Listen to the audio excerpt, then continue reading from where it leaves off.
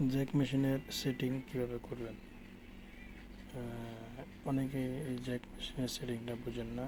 এখানে কীভাবে সুতা আপনি ফিটিং করবেন দেখুন। এটা হলো লাইলন সুতা। আপনি জ্যাক মেশিনের লাইলন যত মোটা সেলাই করতে পারবেন, কোনো সমস্যা নেই।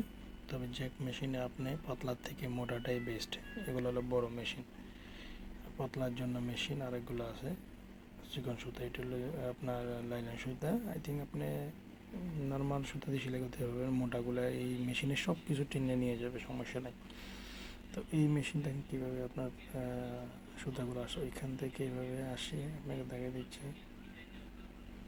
দেখুন, আপনারা প্রয়োজনে আস্তে আস্তে এটা দেখুন, দেখে সেটিং করে ফেলবেন। একবার সেটিং করলে পরবর্তীতে পেরে যাবেন।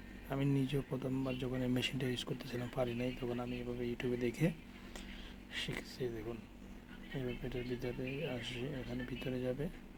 ওকে, নিচে যে সুইয়ের ফোল্ডটা আছে ওই ফোল্ডের ভিতরে যাবে, ওইখান থেকে সুইয়ের ভিতরে যাবে।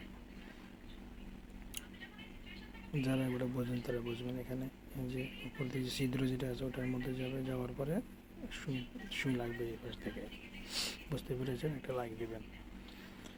আর এটা হলো অফেন। দেখেন অফেন করার সাথে সাথে এখানে লাইট ওপেন হয়ে গেছে।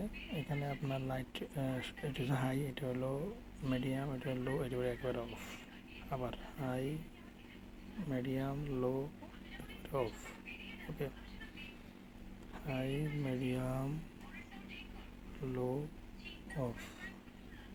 বেশ, এখানে আপনার পাওয়ারটা দেখুন। আমি 1900 পাওয়ার দিয়ে স্পিড দিয়ে চালাচ্ছি। এখানে আপনি স্পিড দিতে পারবেন। আর এখানে আপনার সুতার যে সেলাইটা ছোটো বড়ো যেভাবে করবেন, ছোটো বড়ো কীভাবে করবেন আমি দেখাতেছি। আমি এখন 5-এ দিয়েছি। আপনি যদি চেঞ্জ করতে চান এটাকে পুশ করবেন উপরে, এই লকটা নিচের দিকে পুশ করলে আপনি ঘুরবে।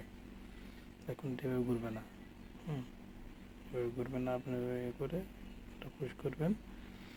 তো আপনার সেলাই আপনি যেভাবে করবেন, বড় ছোটো এটা হবে। এখানে টোটাল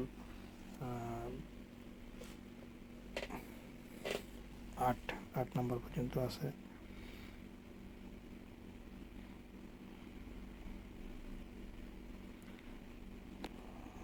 আর আপনি সুতা